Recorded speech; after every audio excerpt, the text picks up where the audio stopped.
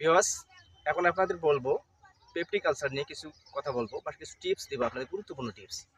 এই টিপসগুলো আপনি মানলে আপনার যে গ্যাস্ট্রিক আলসারটা আছে সেটা রিমুভ হয়ে যাবে ইনশাআল্লাহ। আপনাকে প্রথমে বলি, আপনি পেপটিক আলসার থেকে আপনাকে সুরক্ষিত থাকতে হলে খাদ্যাভ্যাস শেষ করতে হবে, অর্থাৎ আপনার লাইফ স্টাইলটা শেষ করতে হবে।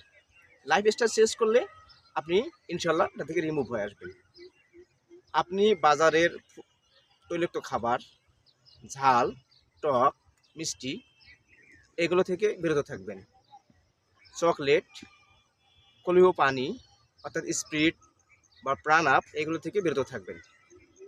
আর যেগুলো খেলে আপনি সুস্থ থাকবেন সেগুলো সম্পর্কে আপনাকে এখন বলবো। আপনি মূলত পেঁপে খাবেন, তারপর হচ্ছে আপনি সকালবেলা কুসুম কুসুম গরম পানি খাবেন।